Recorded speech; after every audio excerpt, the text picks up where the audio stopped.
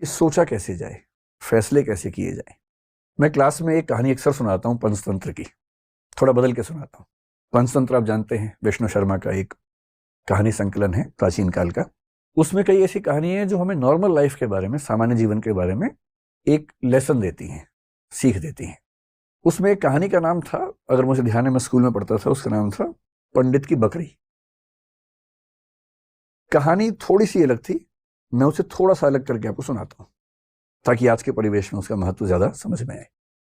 कहानी ये है, मैं फिर बता रहा हूं, कहानी में बदल के सुना रहा हूं ताकि बाद में कोई हमला ना करे कि नहीं कहानी तो ये थी, बदल कैसे दी। उस कहानी में यह था कि एक पंडित जी बकरी खरीद के जा रहे हैं। 3 लोगों को लालच है कि बकरी खाएंगे हम। उनको बेवकूफ बनाने के लिए एक ने कहा कि कुत्ता कहाँ ले जा रहे हो, एक ने कहा कि आप कौन सा पशु बताया, मेरा 3 पशुओं के नाम बोले कि ये कहाँ ले जा रहे हो, वो कहाँ ले जा रहे हो। उन्हें कंफ्यूजन हो गया कि जरूर कोई बहुरूपी जानवर है, तो छोड़ के भाग गए। मैं इस कहानी को थोड़ा सा मोल्ड करके सुनाता हूं कि एक बार एक आदमी एक छोटा सा बछड़ा खरीद के जा रहा था, सुंदर सा, और 3-4 चोरों की नजर पड़ी। उनका मन हुआ कि काश ये बछड़ा हमें मिल जाए, सस्ता मिल जाए, आधे दाम पे या उससे कम पे मिल जाए, तो क्या करें। तो उन्होंने एक साजिश की। बारी बारी वो उस व्यक्ति से रास्ते में मिले। पहले एक व्यक्ति मिला एकदम सीरियस चेहरा बना के। उसने कहा, अरे पंडित जी, बकरी कितने के लिए। पंडित जी ने कहा, यार ये तो बछड़ा है, बकरी थोड़ा है। तो वो बड़े अच्छे से हंसने का, ये बछड़ा है, अच्छा, इतना कह के मुस्कुराते हुए निकल गया वहां से। पंडित जी को लगा अजीब गधा आदमी है, फिर देखा है तो बछड़ा ही। उसका उतना ही काम था। अब वो आगे चल रहे हैं, करीब 100-200 मीटर के बाद एक दूसरा आदमी अलग जगह से आया। इनके बीच में आपस में साठ गांठ है, ये इनको नहीं पता है। दूसरा आदमी आया और आते बोला, वाह पंडित जी, कितनी मोटी बकरी है, एकदम बछड़ा लग रही है देखने में तो। अब इसको लगा कि ये तो मामला फंस गया। ध्यान से देखा, बोला नहीं यार, मैं तो बछड़ा ही लाया हूं।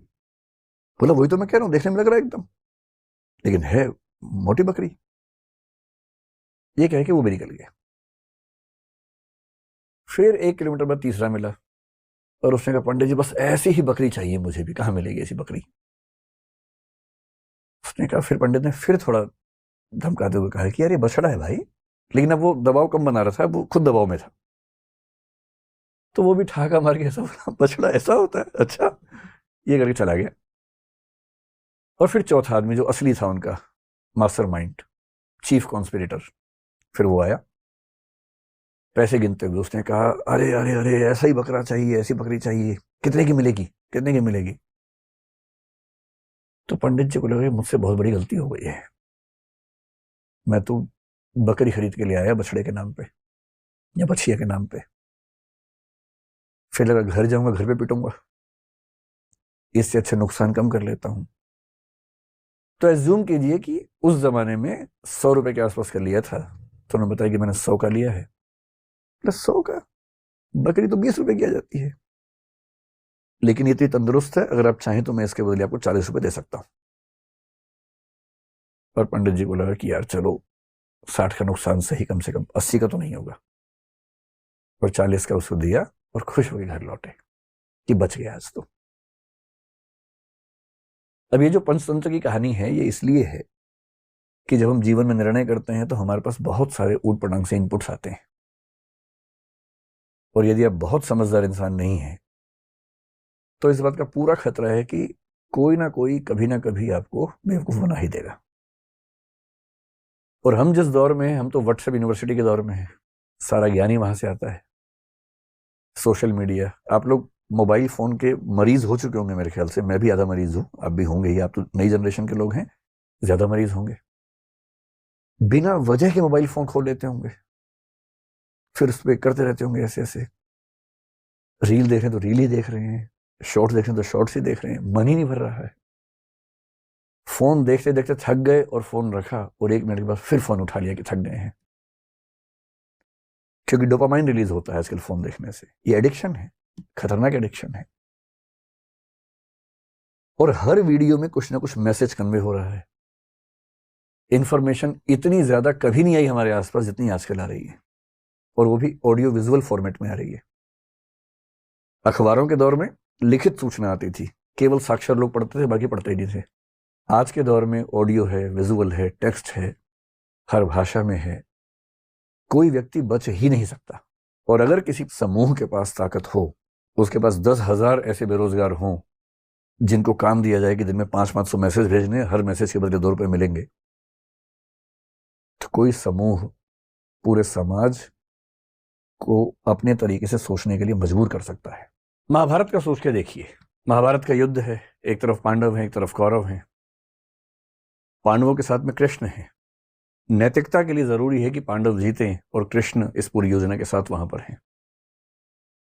पर पांडव जीत नहीं पा रहे, जिसके कई कारणों में से एक ये है कि कौरवों की सेना में द्रोणाचार्य भी हैं, उनका पुत्र अश्वत्थामा भी है।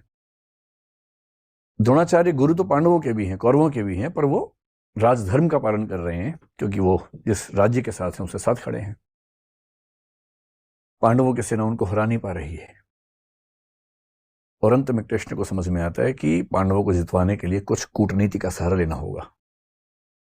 कृष्ण कूटनीति के शिखर हैं। वो युधिष्ठिर से एक बात कहते हैं, पर युधिष्ठिर तैयार नहीं है एक गलत बात कहने के लिए। और अंत में कृष्ण अपनी पूरी कूटनीतिक ताकत का इस्तेमाल करके सिचुएशंस बनाते हैं। एक हाथी अश्वत्थामा नाम का, उसकी हत्या होती है। बात फैलाई जाती है कि अश्वत्थामा मारा गया। अश्वत्थामा द्रोणाचार्य के पुत्र का नाम भी है और द्रोणाचार्य अचानक हताश होने लगते हैं। उन्हें फिर भी लगता है कि एक बार मैं खबर को ऑथेंटिकेट कर लूं, प्रामाणिक है या नहीं चेक तो कर लूं। तो वो अपने समय के सबसे प्रामाणिक व्यक्ति युधिष्ठिर से पूछते हैं। युधिष्ठिर धर्मराज हैं, झूठ नहीं बोलते हैं। पूरी पांडवों की सेना ने, टीम ने जब उनसे कहा, वो तब भी तैयार नहीं हुआ कि मैं झूठ नहीं बोलूंगा। लेकिन अब झूठ नहीं है, अश्वत्थामा की हत्या हुई है, हाथी की हुई है, तो क्या हुआ, हुई तो है ही। और तब भी वो चाह रहे हैं कि मैं पूरी बात बोलूं। द्रोणाचार्य ने पूछा, क्या अश्वत्थामा मारा गया? युधिष्ठिर कह रहे हैं, अश्वत्थामा हतो नरो वा कुंजरो वा। अश्वत्थामा मारा गया, आदमी था या हाथी था। लेकिन जैसे ही नरो वा कुंजरो वा कह रहे हैं, ठीक उसी क्षण में बहुत तेज शंख बजता है कृष्ण का, और उस शंख की आवाज में द्रोणाचार्य सुन नहीं पाते पूरी बात। और क्योंकि वो सुनते हैं सिर्फ इतना कि अश्वत्थामा मारा गया, वो हताश हो जाते हैं, हथियार छोड़ देते हैं, युद्ध भूमि में जमीन पर टिक के बैठ जाते हैं। और इसी क्षण का फायदा उठा के धृष्टद्युम्न उनकी हत्या कर देता है। मैं सोचता हूं कई बार कि द्रोणाचार्य इतने योग्य व्यक्ति थे, यदि मिस इंफॉर्मेशन से या मैनिपुलेटिव इंफॉर्मेशन से उनको भी एक गलत तथ्य के प्रति आश्वस्त किया जा सकता था, तो आज के दौर में जब हर तरफ सोशल मीडिया के हमले हैं, कैसे कोई व्यक्ति सही फैसले करे? अगर द्रोणाचार्य उस आवाज को सुन पाते, नरो वा कुंजरो वा, तो शायद उनका फैसला बदल गया होता, शायद युद्ध की कहानियां अलग होती। पर किस तरह से सूचनाएं पहुंचे, कौन सी सूचनाएं ठीक से न पहुंचने दी जाएं, कैसे कंटेक्स्ट से बात को हटा दिया जाए, अगर सूचना देने वाले इसमें माहिर हों तो समाज क्या करे, आम आदमी क्या करे, द्रोणाचार्य जैसा महान चिंतक क्या करे। और इसलिए कुछ बातें जो मुझे लगता है कि होनी चाहिए इस मसले पर। मैं तो अपना जीवन लगभग 2/3 जी चुका हूं, बाकी तो पता भरोसा तो कल का भी नहीं है, लेकिन हाँ, अगर मैं भारत की सामान्य आयु के हिसाब से देखूं तो 2/3 जी चुका हूं। आप 1/3 वाले हैं, तो आपके जीवन में बड़े फैसले बाकी हैं। अधिकांश की शादी भी शायद नहीं हुई, आप लोगों के ना चेहरे बता रहे हैं, आपके चमक रहे हैं ना अभी। तो आपको बड़े फैसले करने हैं, और फैसला करना हर दौर में मुश्किल था, आज के दौर में सबसे मुश्किल है। तो कुछ सावधानियां कि जब आप फैसला करें जिंदगी में तो किन सावधानियों को बरतें ताकि गलतियां कम से कम हो। गलतियां उसके बाद भी होंगी, कौन है जो गलती नहीं करता है फैसले में? सब करते हैं, आप भी करेंगे, पर गलतियां कम हो, सही फैसले ज्यादा हों। मेरे एक फेवरेट दार्शनिक हैं Jean Paul Sartre, French philosopher हैं। उनके दर्शन का सार अस्तित्ववाद कहते हैं, एग्जिस्टेंशियलिज्म कहते हैं। उसका सार यह है कि अपनी जिंदगी की कहानी हम लोग खुद लिखते हैं, और किस चीज से लिखते हैं? अपने फैसलों से लिखते हैं, निर्णयों से लिखते हैं।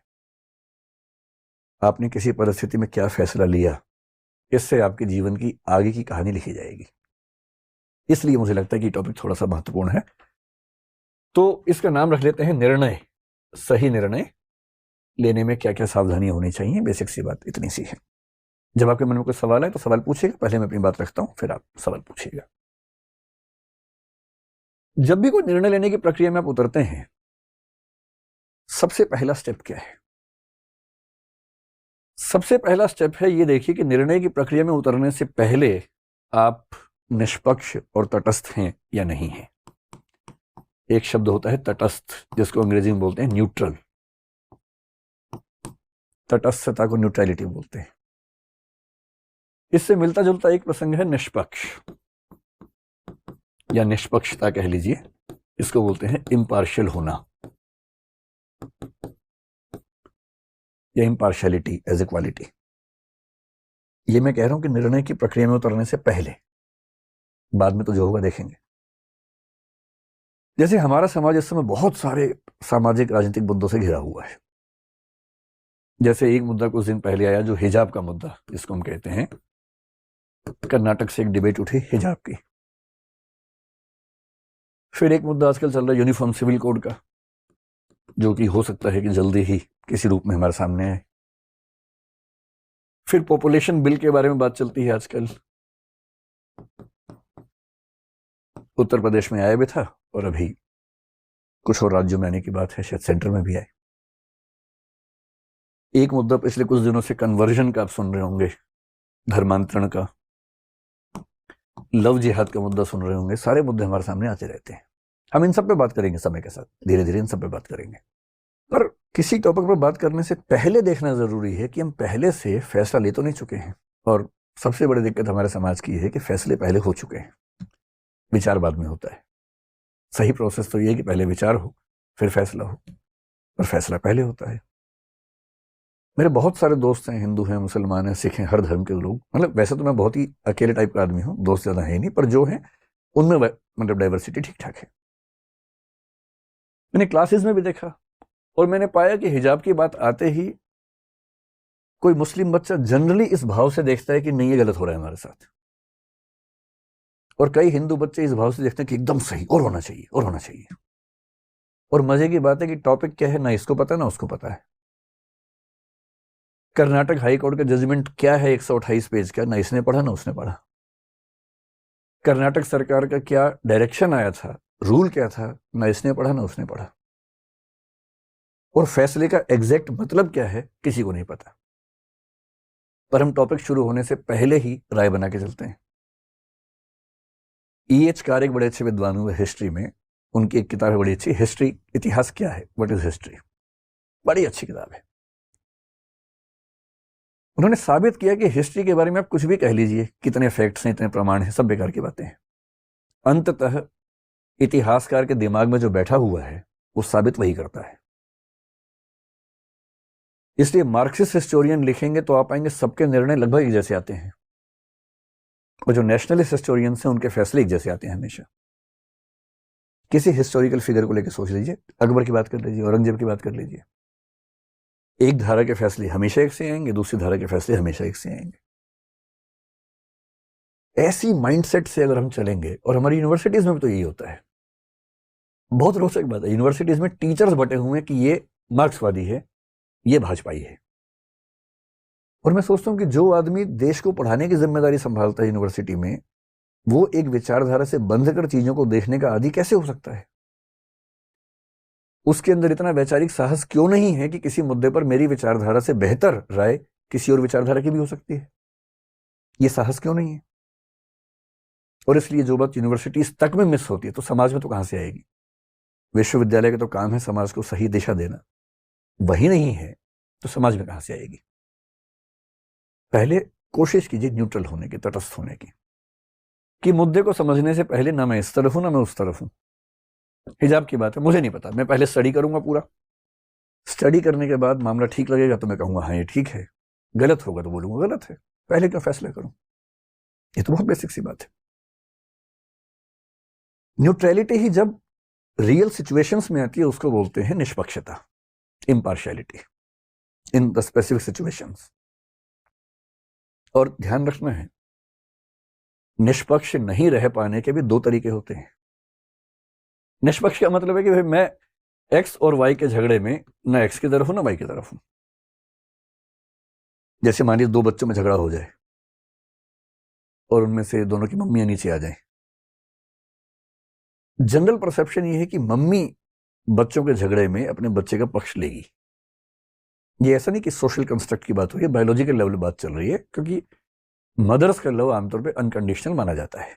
और ये बात मैं जो कह रहा हूं मैं अफवाहों के बेस में नहीं कह रहा हूं।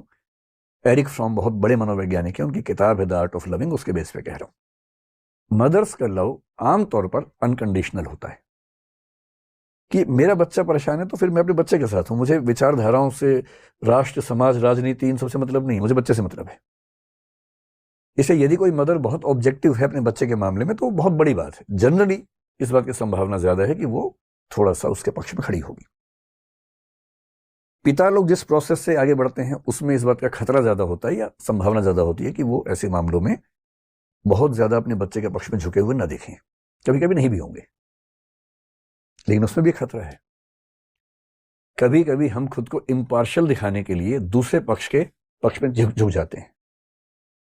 आपने कई पिताओं को देखा होगा कि दो बच्चों में झगड़ा हुआ, उनमें से एक उनका है, जाति अपने वाले को मारना शुरू करते हैं सीधा कि तू नहीं बदमाशी की होगी, दे आदत दिखाने के लिए देखो मैं कितना निष्पक्ष हूं। ये निष्पक्षता नहीं है। निष्पक्ष होने का मतलब ये नहीं है कि अपने पक्ष के विरुद्ध खड़े ही हो जाना है हमेशा, और निष्पक्ष होने का मतलब ये भी नहीं है कि दूसरे पक्ष के विरोध में खड़े हो जाना है। जाके सुनना है, दोनों बच्चों की बात सुननी है कि हाँ बेटे तुम बताओ क्या पर्सपेक्टिव है, तुम बताओ क्या पर्सपेक्टिव है। उसके बाद जो सही फैसला हो करना है।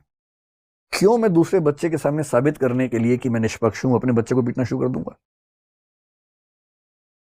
इसलिए जब भी किसी मुद्दे पर बहस करनी हो ना, आपके सामने फैसले आएंगे कि शादी इससे करूं कि इससे करूं। पहले से नहीं बना लेना दिमाग में, पहले सब बातों को जान लेना है। निष्पक्ष रहिए, तटस्थ रहिए, सब पक्षों को जानिए, फिर फैसला कर लीजिए। उससे ही पूछिए कि उसकी चॉइस भी है कि नहीं है। ऐसा थोड़ा सिर्फ आपकी चॉइस का मामला है, उसकी भी तो होनी चाहिए। तो ये पहला स्टेप है कि आप जब किसी प्रोसेस में उतरें तो पहले कोशिश कीजिए कि राय पहले से ना बनी हो, क्योंकि फैसला पहले कर लिया फिर तो बेकार की बात है ना। फैसला पहले ये कि हिजाब तो होना ही चाहिए, फिर आपने विचार करना शुरू किया और आप ढूंढ रहे हैं चुन चुन के वो तर्क जिससे वही साबित हो जाए जो पहले ही आपके मन में साबित हो चुका है।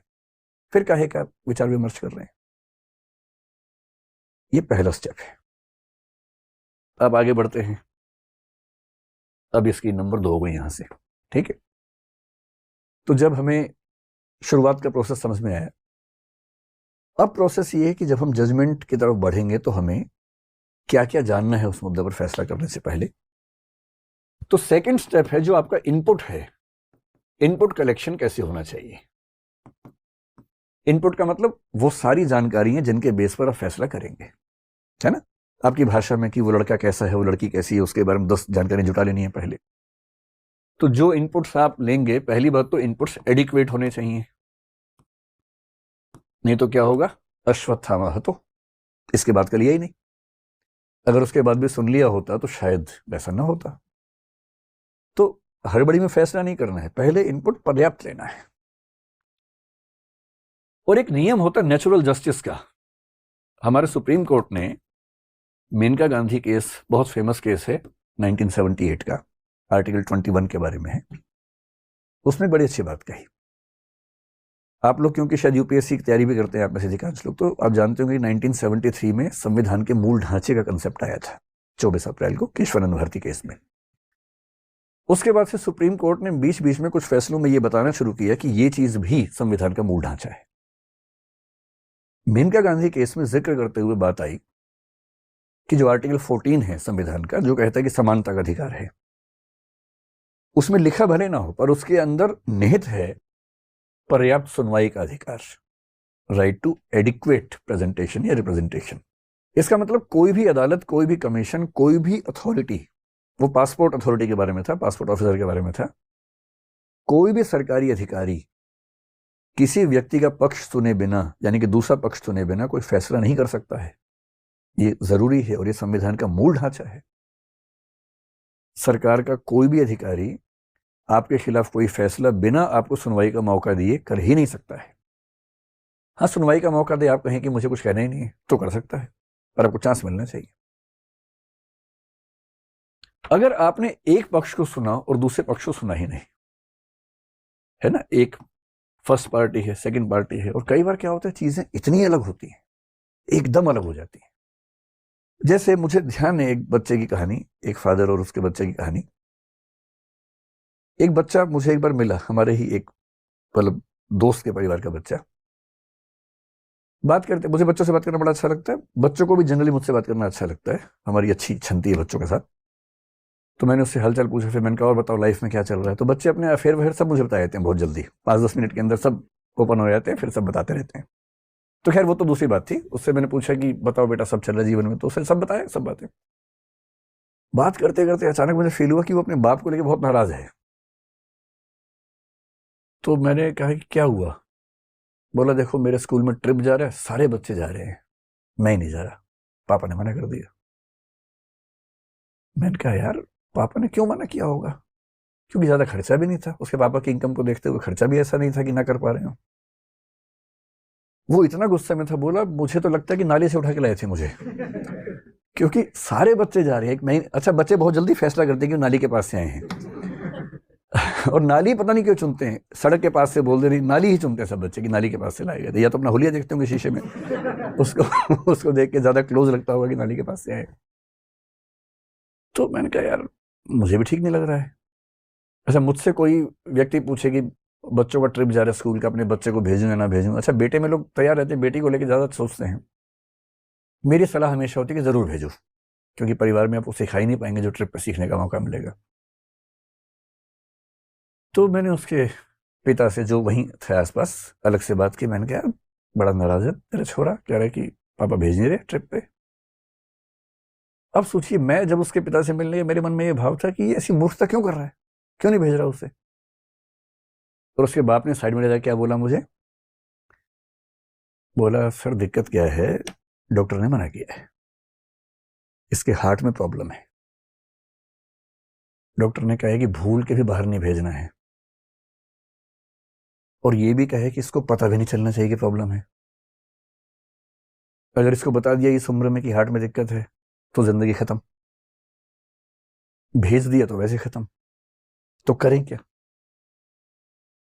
अब देखिए दूसरा पक्ष सुनते क्या, वो पर्सपेक्टिव पूरा चेंज हो गया। आप तो गुस्से में थे कि कैसा बाप है, और बच्चा मुझसे पूछा, बच्चे को लग रहा है कि मैं उसकी अप्रोच लगाने गया हूँ, सिफारिश करने गया हूँ। वो मुझसे पूछ रहे कि बात कर लिया अपने आप में, उससे क्या बोलूं। कई बार ऐसा होता है कि आपने एक पक्ष को सुना, आपको लगा इतना ऑथेंटिक है, पर्याप्त है, फैसला कर लो। लेकिन दूसरा पक्ष इतना ड्रामेटिकली अलग होता है, इतना जरूरी होता है कि वो सुनने के बाद आपको लगता है कि ये तो, इसके बिना तो फैसला हो ही नहीं सकता था।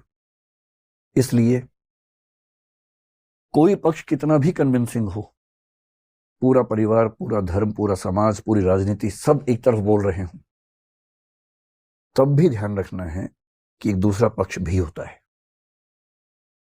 और जब तक सिक्के का दूसरा पहलू नहीं देखेंगे आप सच के नजदीक पहुंच नहीं पाएंगे।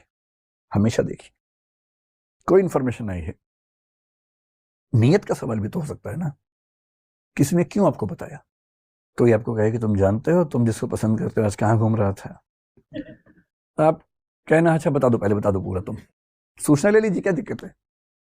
फिर सोचिए कि ये बताने क्यों आए इतनी दूर से ऑटो खर्चा करके, हो सकता है तीसरा उम्मीदवार हो ये भी तो हो सकता है भाई। एक डाउट का स्पेस तो रहता ही है ना, आप इतना प्रिकॉशन तो लेंगे ही ना, ऐसे कैसे फैसला कर लेंगे किसी के बारे में एक सेकंड में।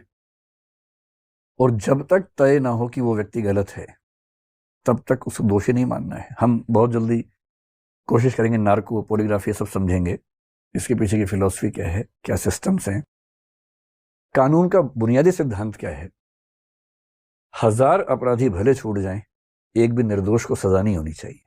मोजेस मेमोनाइट नाम का एक दार्शनिक था, यहूदी दार्शनिक, उसका कथन है। और दुनिया के सारे सभ्य देश इसी उसूल पे चलते हैं।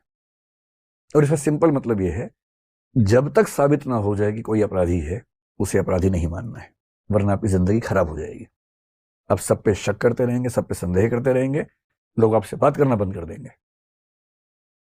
दो ही तरीके हैं, जब तक साबित नहीं होगा तब तक भरोसा करूंगा, दूसरा जब तक साबित नहीं होगा तब तक शक करूंगा। ज्यादा अच्छा क्या है, भरोसा कीजिए जब तक साबित ना हो कि भरोसा गलत है, क्योंकि भरोसा बनाना मुश्किल काम है, तोड़ना बहुत आसान काम है। अब जब इतना कुछ हो गया, आपने नेचुरल जस्टिस भी देख लिया, एडिक्वेट आपके पास फैक्ट्स हैं, पक्ष विपक्ष में हैं, दोनों तरफ के हैं, वो सब देख लिए, तब सवाल आता है कि अब हमें जजमेंट करने की ओर बढ़ना है, और जजमेंट करते समय हमें किन किन गलतियों से बचना है। एक वर्ड होता है, आपने एक शब्द मतलब वो एक विषय का नाम सुना होगा, लॉजिक, सुना है? तर्कशास्त्र बोलते हैं इसको हिंदी में। Logic is a part of philosophy. Philosophy की कुछ ब्रांचेस हैं, उनमें से एक का नाम लॉजिक है। और लॉजिक का काम यह बताना है कि हम फैसला करते हुए, तार्किक फैसले करते समय कौन कौन सी त्रुटियां करते हैं। उन त्रुटियों को बोलते हैं फैलेसी, या हिंदी में बोलते हैं तर्क दोष। कि तर्क करते हुए कौन सी गलतियां आमतौर पे हमसे हो जाती हैं अगर हम प्रिकॉशन ना लें, अगर हम समझदारी से काम ना करें।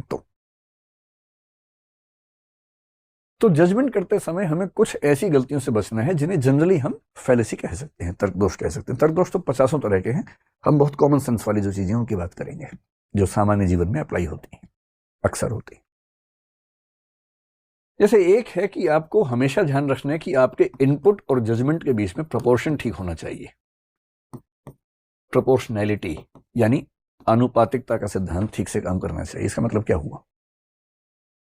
इसका मतलब यह हुआ कि इनपुट जितना है, फैसला उतना ही होना चाहिए। ऐसी बात समझ में नहीं आ रही होगी बिना एग्जाम्पल के ना, एग्जाम्पल से बात समझ लेते हैं। आप लोग तो बहुत एडवांस जनरेशन के लोग हैं।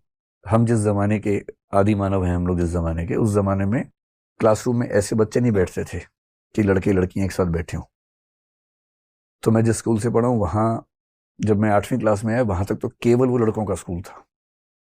कई हजार लड़के जैसे एक जेल में एक साथ बंद हो गए हों, ऐसा लगता था। स्कूल अच्छा था, लेकिन स्कूल केवल पढ़ाई के लिए थोड़ा बच्चे जाते हैं, उनको तो अच्छा जीवन चाहिए। फिर वहां पर कोएड नाम की एक चीज है कि अब से स्कूल कोएड हो गया है।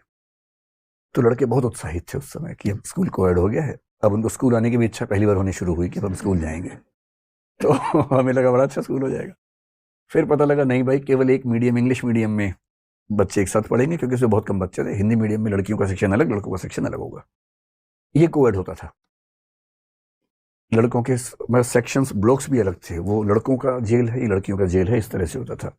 और बीच में कुछ टापू थे जहां लड़के लड़कियां एक साथ क्लास में होते थे, इंग्लिश मीडियम में। कई बच्चों ने इंग्लिश मीडियम में लिया उस चक्कर में, जबकि इंग्लिश उनको आती नहीं थी बिल्कुल भी लेकिन इंग्लिश मीडियम इस चक्कर में लिया कई बच्चों ने, उनमें एक मैं भी था। तो आती नहीं थी इंग्लिश उस जमाने में, लेकिन ठीक है, बहुत सारे दोस्त थे तो हम भी चले गए। फिर पता लगा वहां पर भी जो बैठने का तरीका था, 4 रो थी, उनमें से 3 लड़कों की, 1 लड़कियों की। बीच में हाईवे था बहुत बड़ा।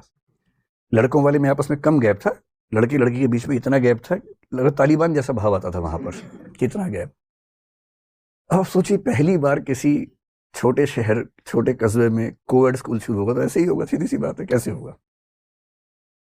सब लड़के ताक में की बात हो जाए किसी से, सब तो बात नहीं कर पाएंगे।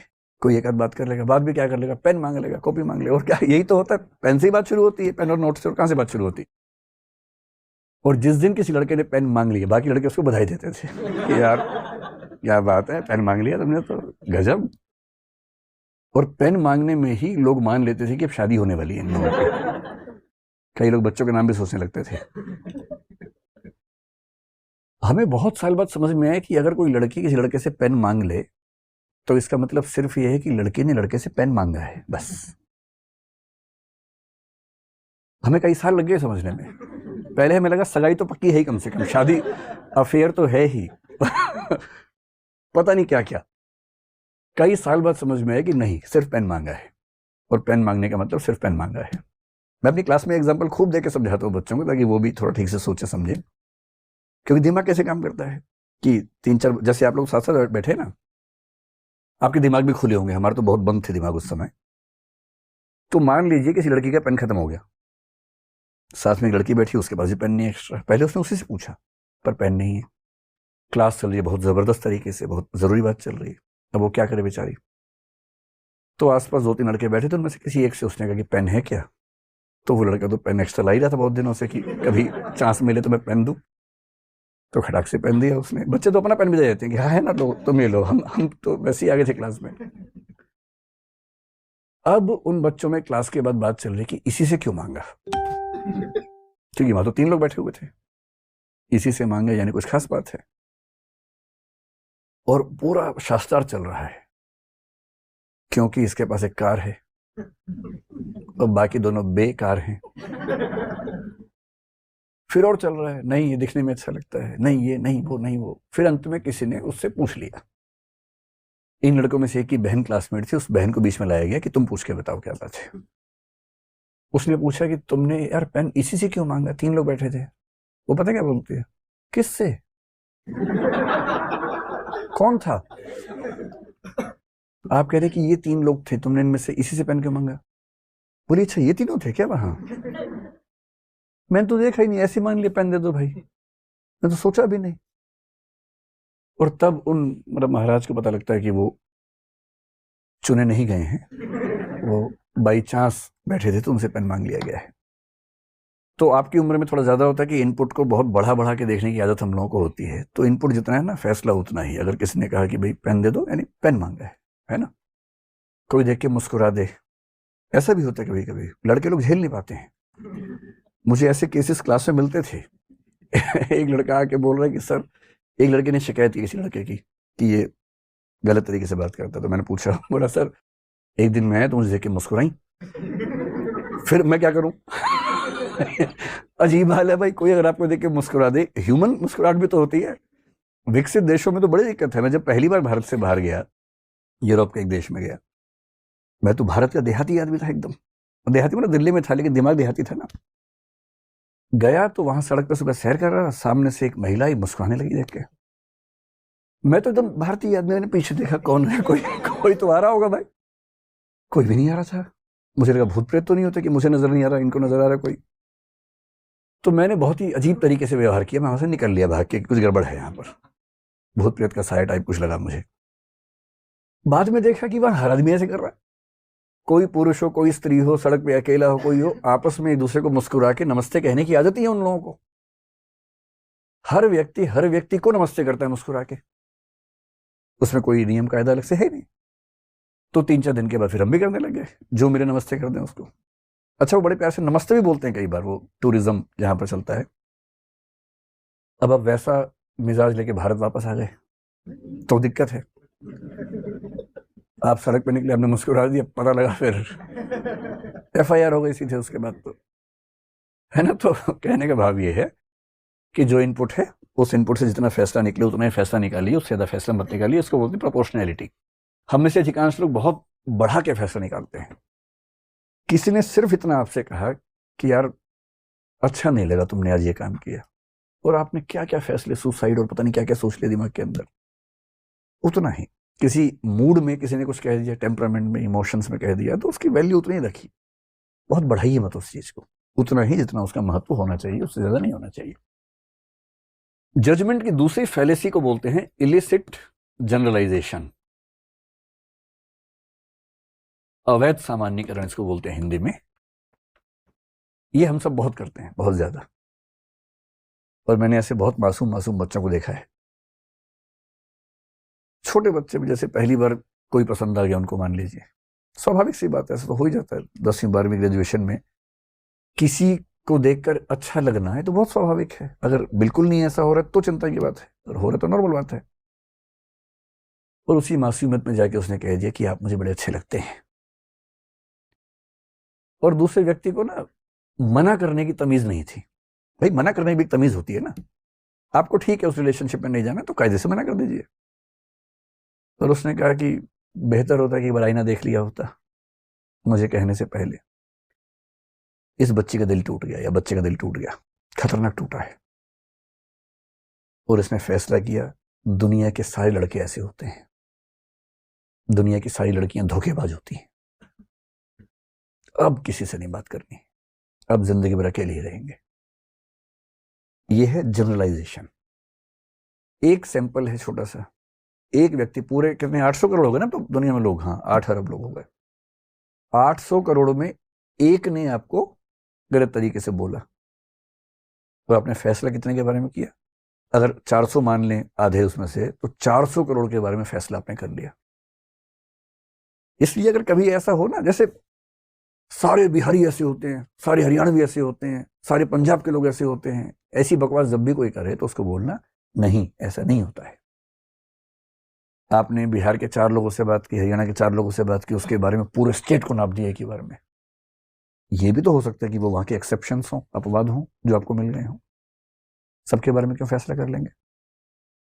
इसलिए बहुत जरूरी है कि फैसला करते हुए बहुत जनरलाइजेशन आपसे ना हो, बहुत बड़े फैसले आप ना करें, उतना ही करें जितना करने की जरूरत है। तीसरी फैलेसी क्या होती है कि हम लोग एक आपने शब्द सुना होगा, बाइनरी आजकल चलता है खूब। हम लोग एक खास माइंडसेट में रहते हैं, उसको बोलते हैं बाइनरी या डाइकोटमी। एक शब्द चलता है फिलोसफी में, एक माइंडसेट का नाम है डाइकोटमी। बाइनरी थिंकिंग बोलते हैं। इसका मतलब या तो ये या वो। और फिलोसफी में, लॉजिक की दुनिया में इसका नाम होता है ऑल और नथिंग। या तो सब कुछ या कुछ भी नहीं, या ब्लैक और व्हाइट। इसी का नाम है दूसरा, ब्लैक और व्हाइट। एक स्लिपरी स्लोप नाम का चलता है फैलेसी, कुछ कुछ इसके नजदीक है, लेकिन ये थोड़ा सा उससे अलग है। इसका मतलब क्या है कि हम चीजों का फैसला करते हुए या तो इस तरफ खड़े होंगे या इस तरफ खड़े होंगे, और हम ये सोचने को तैयार ही नहीं है कि इन दोनों से अलावा तीसरा या चौथा या पांचवा रास्ता भी हो सकता है। ये आदमी या तो अच्छा है या बुरा है, या ईमानदार है या चोर है, या वफादार है या बेवफा है। जबकि दुनिया में, रियलिटी में ऐसा कुछ नहीं होता है। एक ही आदमी ईमानदार भी होता है, चोर भी होता है। ऐसे कुछ लोग हैं जो ऑफिस के मामले में 100% ईमानदार होंगे, पारिवारिक मामले में चोर हो सकते हैं। परिवार में 100% ईमानदार हैं, ऑफिस में चोर 1 नंबर के। ऐसे लोग होते हैं, बहुत होते हैं। हिंदी साहित्य में प्रेमचंद ने पहली बार यह समझाया हिंदी साहित्य को कि कोई कैरेक्टर सिर्फ अच्छा या बुरा नहीं होता है, अच्छा और बुरा होता है, और मामला केवल प्रपोर्शन का है। कोई 45% अच्छा है, 55 बुरा है, कोई 55 अच्छा है, 45 बुरा है, कोई 65-35 पे है, कोई 72-28 पे होगा, कोई 24-76 पे होगा। इसको हम बोलते हैं कॉन्टिन्यूम की अप्रोच। और कॉन्टिन्यूम का मतलब यह है कि जब आप फैसला करें, हमेशा किसी चरम पर ना रहें, किसी एक्सट्रीम पर ना रहें। मोदी जी अच्छे हैं, बहुत अच्छे हैं, बुरे हैं, एकदम बुरे। ये ड्रामा नहीं करना है। क्या बोलना है? मुझे मोदी जी की ये पॉलिसीज बहुत अच्छी लगती हैं, ये ठीक लगती हैं, ये और ये ठीक नहीं लगती हैं। एक समझदार व्यक्ति की तरह बात करेंगे हम, क्यों एक बहे हुए व्यक्ति की तरह बात करेंगे उछल कूद के? और मोदी जी क्यों, कोई भी नेता हो, आप किसी एक व्यक्ति के अलग अलग पक्षों को अलग अलग स्तर पर देखने समझने के लिए क्यों तैयार नहीं होते? क्यों उसके बारे में पूरा एक ही फैसला कर देना हमेशा के लिए? और चौथी बात जो आपकी उम्र में ज्यादा मैटर करती है, वो ये कि जब भी कोई फैसला हो, हमेशा ध्यान रखना है कि जो भी डिसीजंस आपके हैं वो टेम्परेरी हैं। और इसलिए इतनी फ्लेक्सिबिलिटी हमेशा रखिए कि अगर कुछ नए और ऑथेंटिक इनपुट्स मिलते हैं तो आप अपनी राय, अपना निर्णय, अपना फैसला बदल सके। कई बार हम इतने रिजिड होते हैं अपने फैसलों को लेकर, लगता कि एक बार कह दिया, लोग क्या कहेंगे, अब कैसे बदले अपनी बात को? यही तो साहस है। ये कह पाना कि मैं जो कह रहा था वो गलत था, आज मुझे लगता है कि मैं अपना ही बेहतर संस्करण हूं, अपना ही बेटर वर्जन हूं।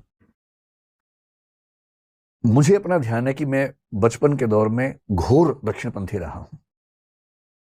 विश्वविद्यालय में गया तो काफी हद तक वामपंथ का असर मेरे ऊपर हो गया, और आज मुझे लगता है कि वो दोनों रास्ते गलत थे। अपनी नजर क्यों नहीं होनी चाहिए, अपनी निगाह क्यों नहीं होनी चाहिए? मैं क्यों किसी की निगाह के पीछे चलूं भाई? मैं क्यों किसी का फॉलोवर बनूं? अपनी निगाह से देखेंगे। ये कहने का साहस कि हाँ मैं गलत था। फिलोसफी की दुनिया में कांट एक बड़ा महान दार्शनिक हुआ है, बहुत महान। अगर मेरा सबसे प्रिय हो पश्चिम में तो कांट है। पहले वो रैशनलिज्म के रास्ते पर था। रैशनलिज्म एक सेक्ट है, एक एम्पायरिसिज्म एक दूसरा सेक्ट है। बुद्धिवाद और अनुभववाद कहते हैं। वो बुद्धिवाद का दीवाना हो गया। इतने में एक अनुभववादी दार्शनिक ह्यूम को उसने पढ़ा, पागल हो गया एकदम कि अरे यार यही सही है। फिर बुद्धिवाद के एक दार्शनिक को पढ़ा, बोला नहीं यार ये नहीं, ये सही है। फिर ह्यूम से उसने कुछ चीजें सीखी, फिर बोला नहीं यही सही है। पेंडुलम की तरह बेचारा इधर इधर इधर इधर, और अंत में उसने घोषणा की दोनों गलत है, हम तो अपने रास्ते पर चलेंगे। और उसने उस रास्ते का नाम दिया समीक्षावाद या क्रिटिसिज्म या क्रिटिकल फिलॉसफी। मैं क्यों किसी का पीछे लग्गू बनूं भाई? और 20th सेंचुरी में, कांड तो 18th सेंचुरी में हुआ, 20th सेंचुरी में एक आदमी विटगेंस्टीन, इतना प्यारा आदमी हुआ, कैम्ब्रिज से वो जुड़ा हुआ था, लुडविग विटगेंस्टीन उसका नाम था, और टाइम पत्रिका ने 20वीं सदी के सबसे महान 100 लोगों में उसको स्थान दिया। उसकी फिलॉसफी बहुत मुश्किल है, समझना बड़ा मुश्किल काम होता है, लेकिन मैं जो बताना चाह रहा हूं वो जो रोचक बात उसके बारे में, उसने किताब लिखी, ट्रैक्टेटस नाम से किताब लिखी, बहुत फेमस हो गई किताब, इतनी फेमस हो गई कि उस किताब को बेस बनाकर फिलॉसफी में 2-3 स्कूल चल पड़े, पूरे सब उसके दीवाने हो गए।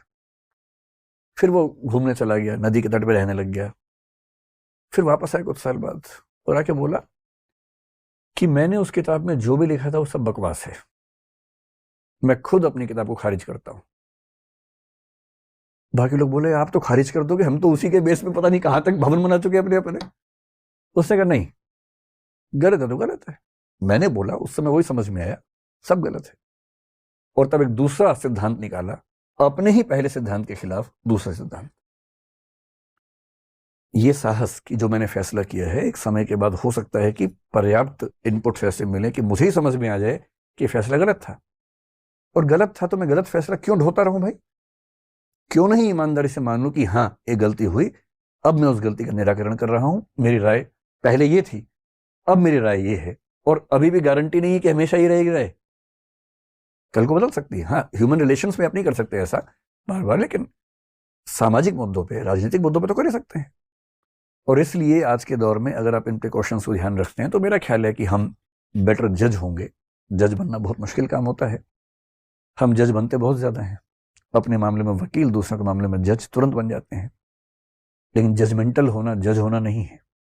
जजमेंटल हुए बिना ठीक फैसला करना जज होना है। तो ये आज की चर्चा में जो करना चाह रहा था वो ये थी।